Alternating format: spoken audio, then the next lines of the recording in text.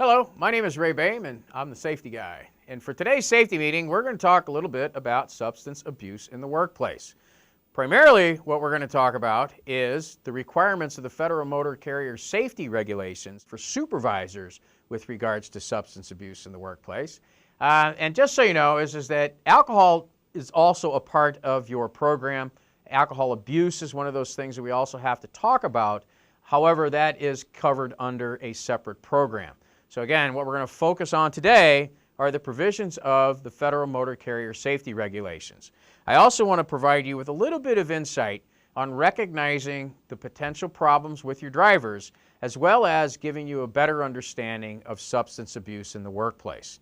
So, this is a three-part series. And the first part we're going to talk today is the testing procedures that are used to help to prevent substance abuse with your drivers. More importantly, is to help us to stop putting impaired drivers on the road. Now, there's a number of different types of testing that we look at. The first one is pre-employment. And basically what we're looking for there is controlled substances only. The second is reasonable suspicion. Again, based on observable behaviors, is that it leads us to believe that that person might be under the influence. We also have the protocols for random. In other words, all of your class-rated drivers that carry a CDL, or they fall into your CDL program, is that they also are subject to random. They are also subject to return to duty after some type of a suspendable type of an action by that driver. And then there's follow-up, which is used as an addition to return to duty status. Now, the big thing is to keep them off the road, and that's what this is. It's a system of checks and balances. And most importantly, from a pre-employment basis, is that when we do pre-employment drug screens, is that that's a deterrent, and it's designed to help to keep those people from even wanting to come and apply for a job.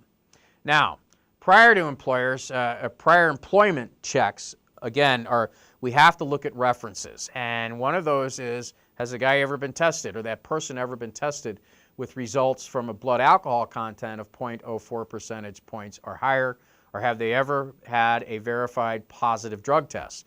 And those types of things is that we might not want to have as a hiring practice. The other, have they ever refused to be tested? Has any other type of a Department of Transportation agency drug or alcohol testing regulations been abused, or have they been violated?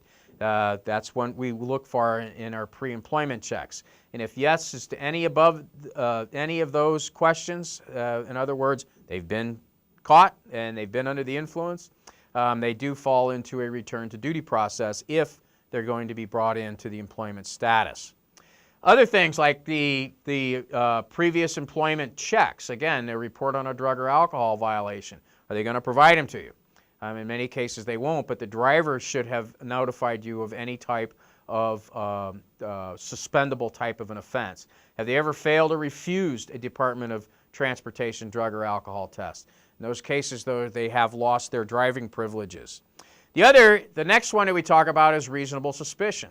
Again, this is that the supervisor has reasonable suspicion that this person might be under the influence.